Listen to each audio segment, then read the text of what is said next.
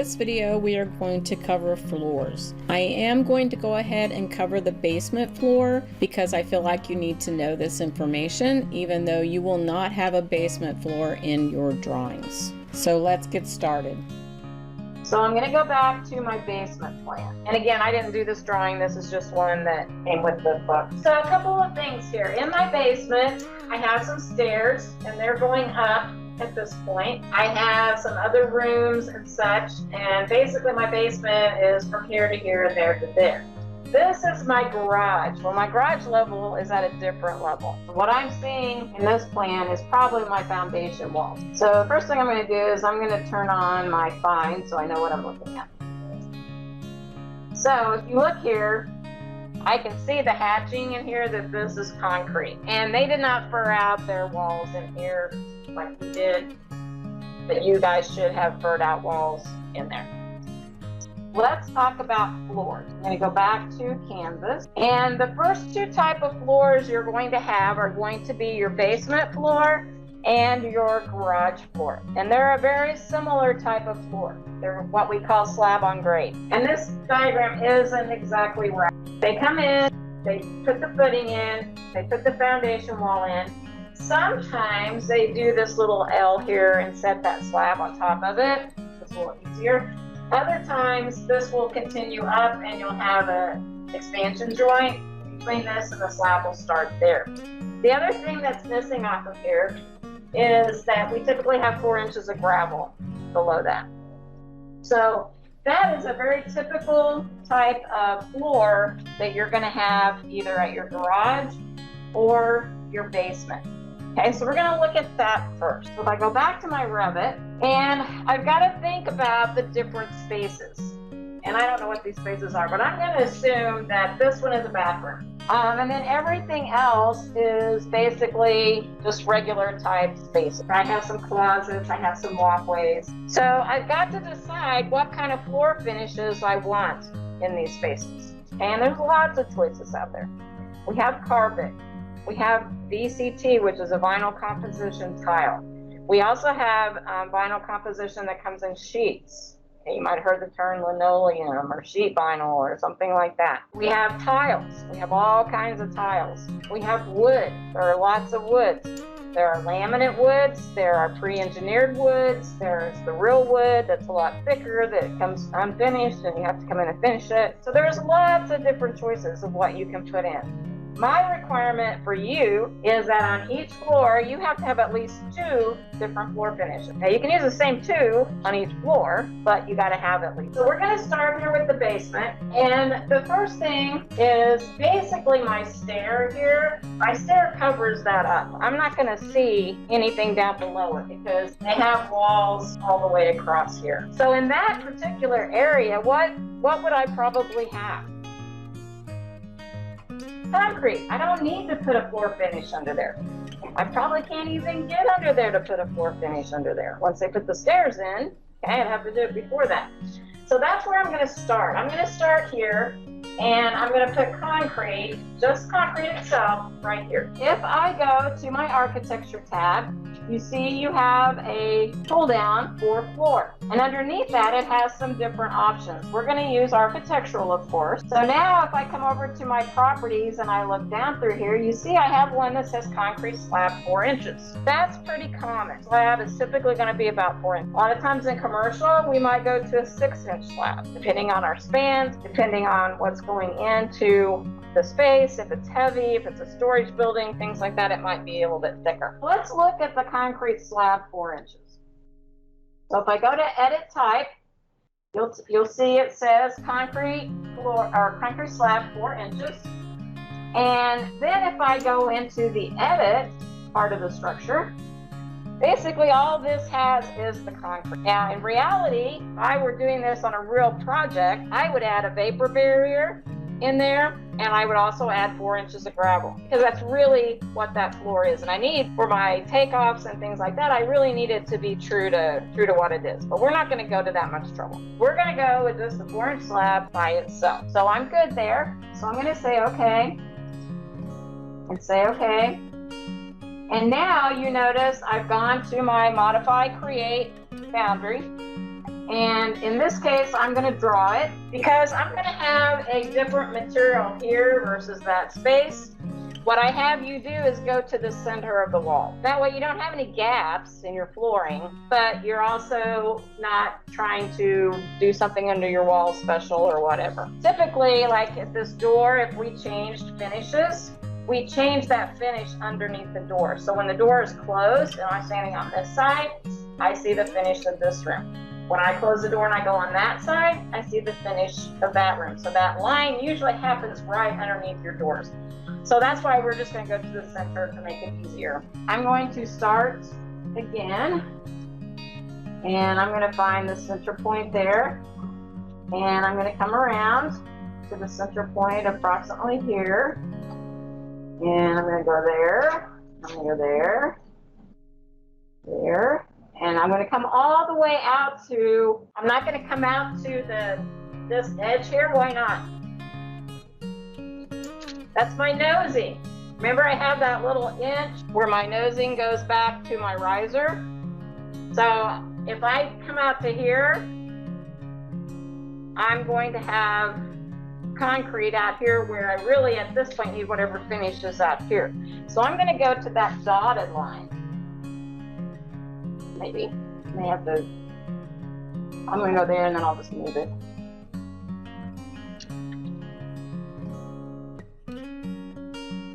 Now I have center to center on all the walls, and I have it lining up with the front of the riser. So now all I got to do is click on the check mark,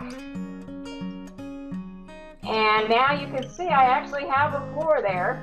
Okay, if I did a section through here,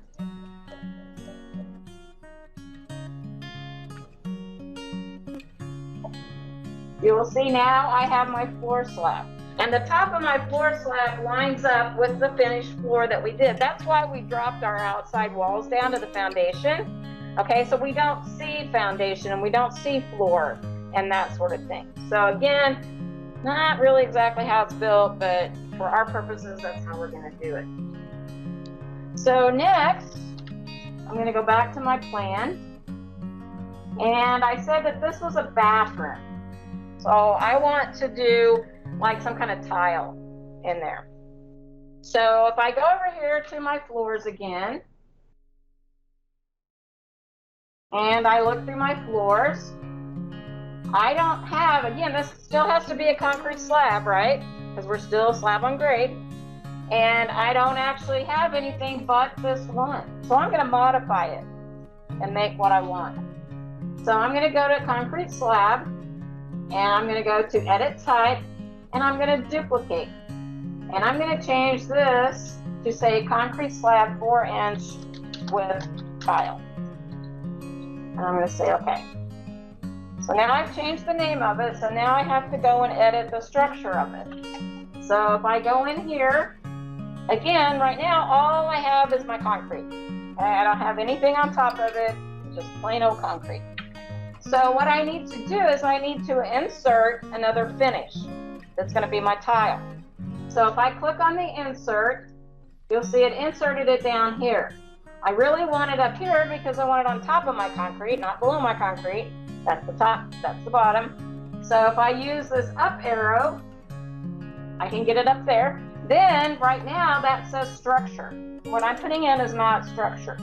So I need to change that to be finished. And then my material, if I click over here in the right, it'll give me the 3 little dots, and it's going to take me to the material browser. So I'm just going to type in tile and see what options are here for me. And again, don't get real caught up in if you don't like this tile or whatever.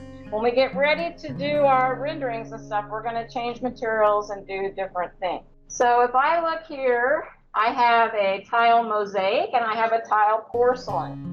The mosaic is gray and the porcelain is a 4-inch tile, and it doesn't really say what color it is. So what's the difference between mosaic and porcelain? The mosaics are going to be little bitty tiles. Okay, they might be like a hexagon shape, or they might be a square, different things. Like you see, they use those a lot in the older buildings and stuff like that. The porcelain is just a typical material that some tiles are made out of. So I'm going to go with that because I don't want the little tiles. And if I want to see what it actually looks like, and again, I don't want to get into this part real hard and heavy because this has to do with materials and such. But if I come over here and I look, and this one really doesn't give me much of a picture, but it does give me a little bitty picture up here. So it looks like it's going to be kind of a whitish color, and it's going to be 4x4 tiles. That's how it's set up to come out. So if I go ahead and click on that and say okay, you see now it says tile porcelain.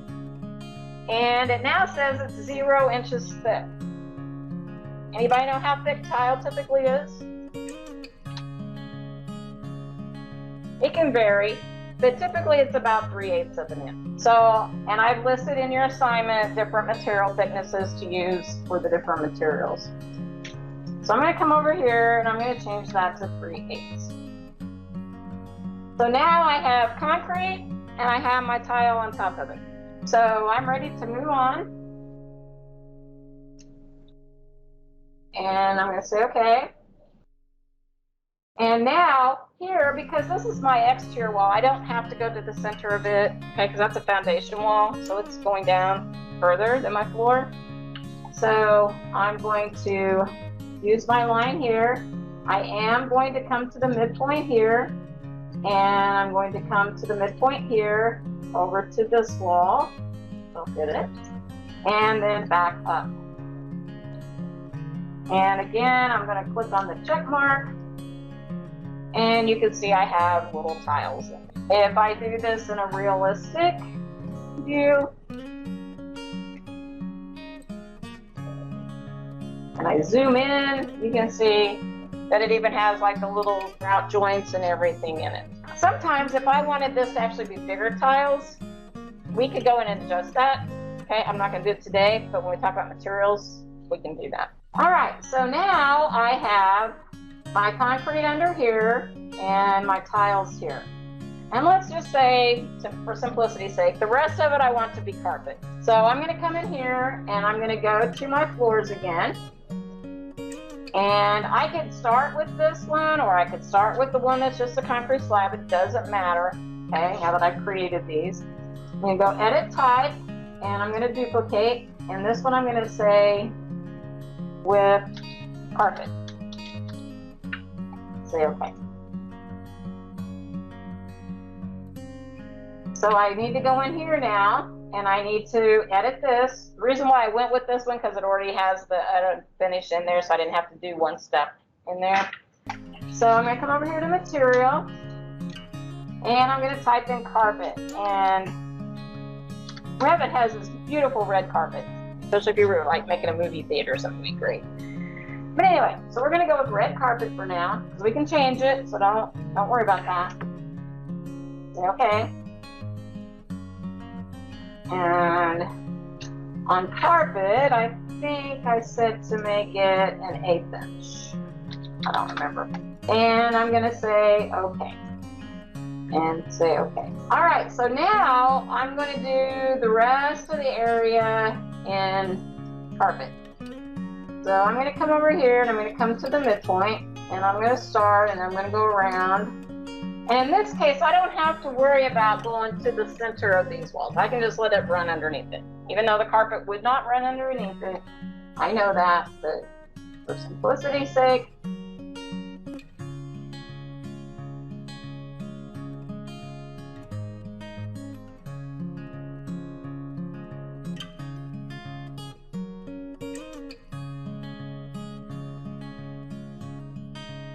typically, your walls go down before the flooring comes in, so you would do it per room. I'm just doing it this way because we don't have time to go in and do every single room. Now, if say you want this room to be a different color carpet, you do need to do it separately.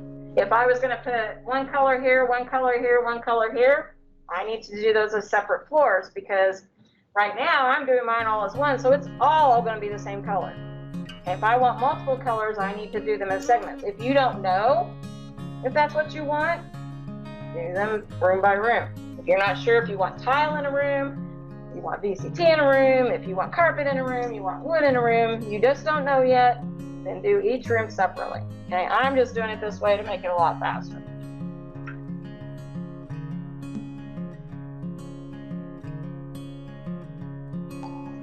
Okay, now the other thing I got to do, because right now I have that carpet on top of my concrete here. So I've got to take that back out. So I've got to outline that again.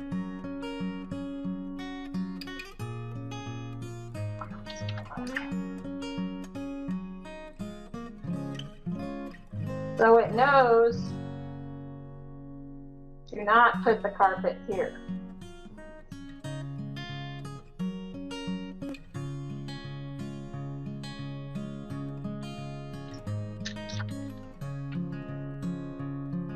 And you've got to be real careful with your lines and make sure they align with each other, because if you don't, you're going to have gaps in your floor, or you're going to have floors overlapping floors.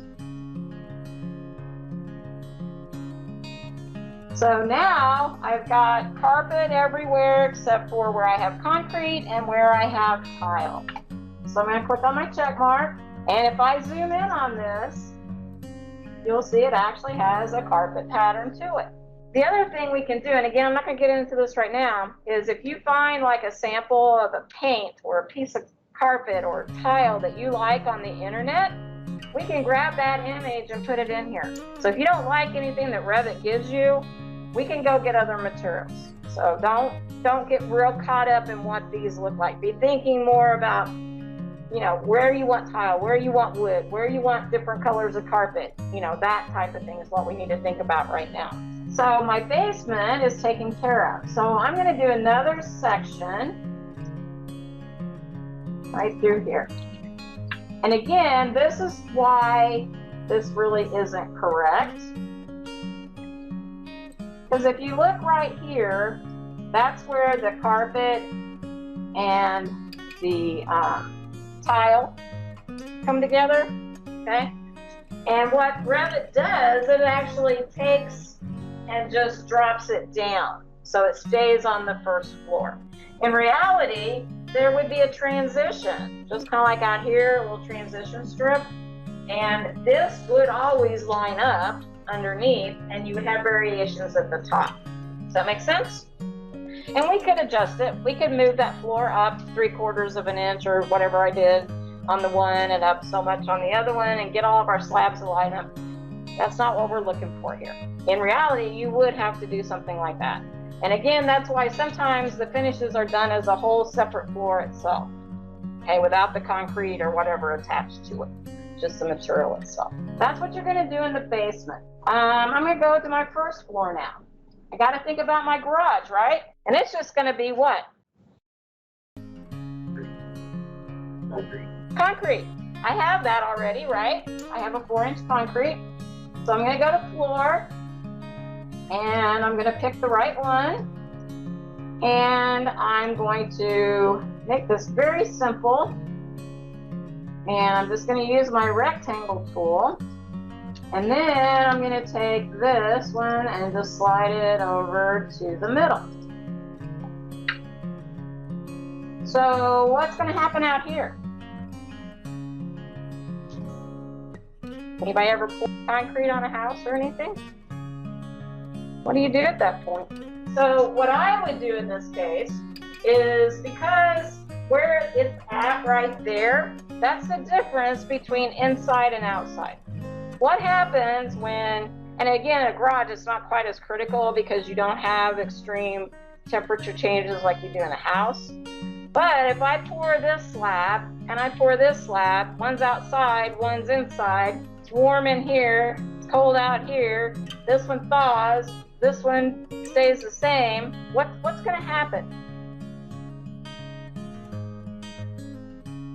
They may move differently, okay, because the ground is doing different things under them. Over here where it's freezing and thawing, that one is going to move a lot. This one, because the temperature is probably going to stay a little bit more consistent, it's not going to move as much. So I don't want to connect those two pieces of concrete directly together or make it one big piece of concrete, right? Because what's it going to do if I do that? What does concrete tend to do? It's going to crack. So I'm going to make a crack there so that it doesn't do that. Okay, that's why when you see sidewalks and stuff, or you see a big slab inside a building, it has the concrete cut. Okay, it's because concrete is going to crack. It's just the way that it's made. Concrete is made good in compression, but concrete is not good in tension. That's when it begins to break. If it gets heavier out here, it's going to crack in here. If this side moves and this side doesn't, something's got to give. It's going to be the concrete. Basically, we have inside and outside because there should be a seal on the bottom of that door that keeps cold air from coming in and out, etc. I'm going to take this out to here because my concrete slab is going to be out here. So I want to separate those two. So I'm going to do a line, and I'm not going to go to the door frame on the inside. I'm going to go to the outside. And then I'm going to use my split tool and use my trim and extend tool and do that like that. Now I got to think about this one. How many of you live in a house that has a garage that's lower than the rest of the house? Most of you probably. So think about that. Where does the step take place? In the garage. So in this particular case, I am probably going to, because it's going to step down here, I need to really move this part at the door at least to here. Okay? So again, I'm going to come in here and not at the frame, but at the actual wall. And do that. And I'm going to trim that, or split that. And do that. Now, this is another situation where the garage doors are. Think about your garage door. Where's the break between the garage floor slab and the driveway? Outside. So if I come out here to the outside wall and I go across and I go back and then I do another one here like this, split, and extend, do this thing over here.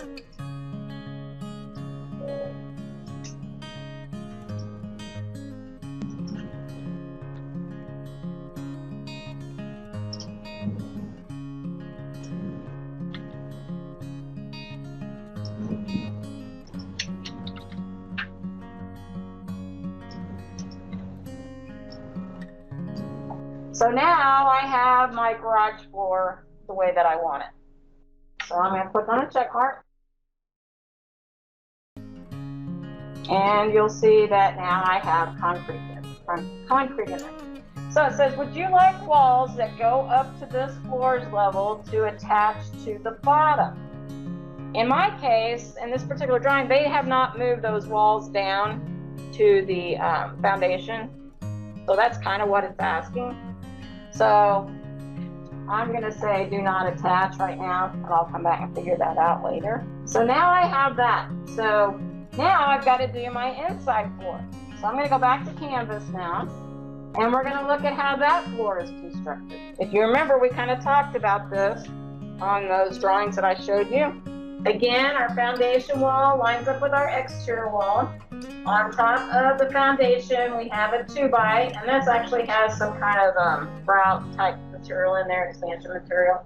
And then we have our 2x4 joist that runs along the edge, and then we have our 4 joists in between, and then we go on up with our walls. Again, ours is not built like that because Revit, the package that we're using, doesn't have all that set up. Wherever you work, they would have your wall set up correctly to make it work like that. So that's what we've got to do on the rest of our floors. And then underneath here, what is this called? Crawl space. Most of you, if your house does not have a basement, it probably does not set directly on the ground. It sets up a certain distance. If you live down south, your main level, if you don't have a basement, may be slab on grade because they have different soil conditions than we do. So those are all things that you have to think about. So I'm going to go back to my Revit drawing. So in this stair, it's going up to my second level. this one's going down to my second level. So what's going on underneath it?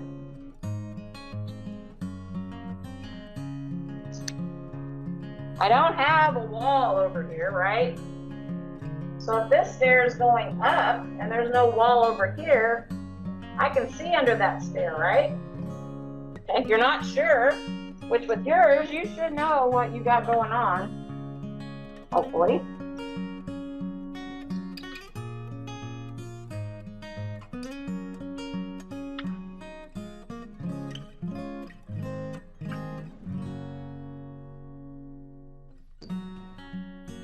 So there's my first floor. So at least where this stair is, I need that floor to go under there because I can see it. So I'm gonna go back to my first floor again. Now over here, it's going down. Maybe I need to stop the floor over here. I don't know. Let's do another section, see if we can figure it out. Actually, I already got a section out. So I can see that the basement is coming up and there is nothing there. So I still probably need a floor there, but I also have to be careful because if I do that and I get on this landing, I'm gonna hit my head, even me, I'm gonna hit my head. You tall people are definitely gonna hit your head. So I do need to leave the floor out at that point. So basically where I need floor is from here to here to here, right? Underneath my stairs. Okay, so I've kind of figured that out. All right, so again, I'm not gonna do this whole floor, but I'm just gonna show you it's basically the same process. You're just gonna use different materials. So now if I go to my floor and I go to architectural and I scroll down, you see I have some wood joists down here. And I don't care what size wood joist you use, either 10 or 12, it doesn't matter to me. But if it were me, I would use the 10 inch because I already have two different floors created for me. 12 inch, I only have one. So I already have two. All I gotta do is go in and modify this one, and now I have three, just by changing the floor joist size. So that's the very first thing I'm gonna do. I'm gonna go into this wood 12 inch, edit, and all I've got to change is this dimension right here, because it's based on a 2 by 12, which is 11 7/8 inches. Okay, a 2 by 10, if I'm correct, is 9 1/4. So I'm going to change that to 9 1/4, not 19. And I'm going to say okay, and I'm going to duplicate it. And all I'm going to do is change that to say 10 inch.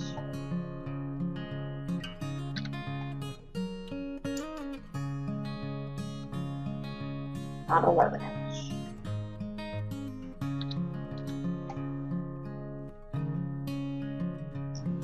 So very quickly now I have, what did I do?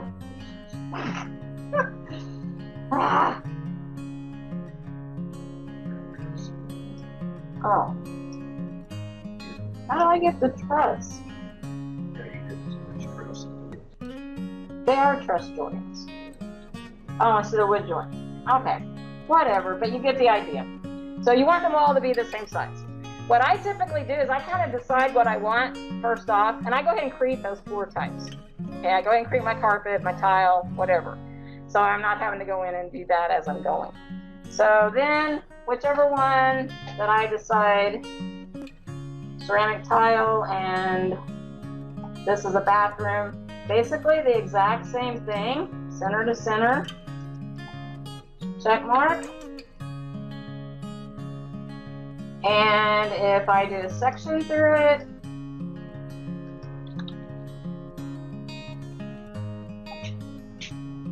you see how it looks. Now the thing about Revit 2,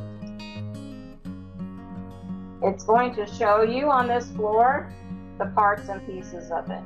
So again, my next floor would come over here, and again, they'll line up on top, but they may not line up on the bottom by the time you get done. And then basically you're going to do the same thing on the second floor.